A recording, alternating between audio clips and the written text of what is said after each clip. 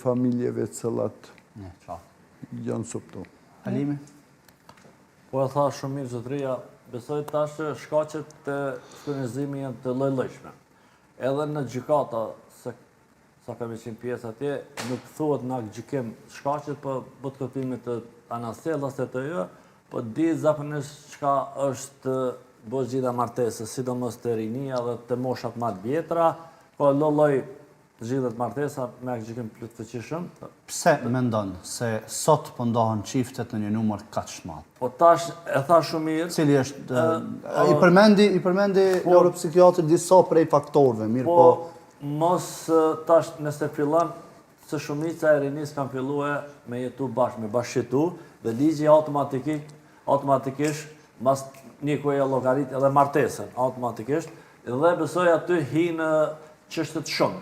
Tu kriju familja, shpenzimet, jeta ekonomike dhe gjitha ta shoft nga familja e çiftit mashkull dhe çiftit femën dhe xhelozia dikush e të jellë edhe këto rrjete sociale ka bërë punën e vet.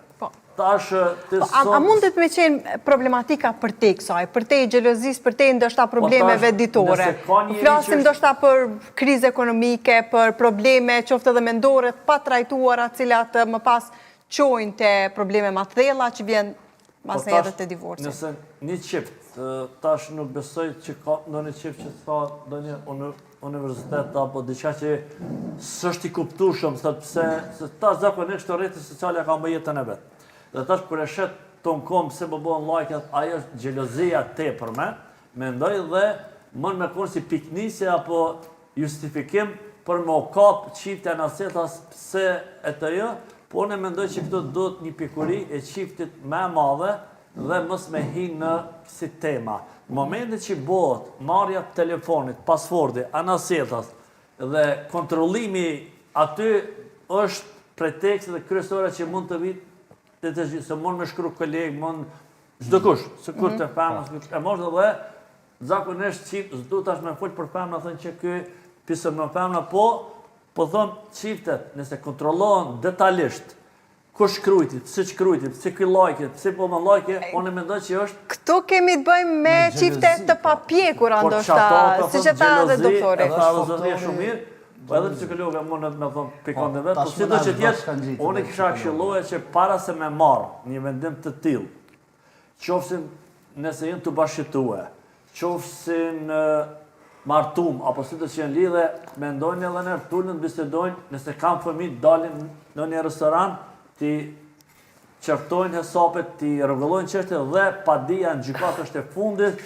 sa është arma e fundit dhe vendimtare që mund të vitë të një gjithë martesë. Dhe jo rastisht, jënë këto gjithë martesë ka shumë mëdha dhe sa ma pak ka kronizime.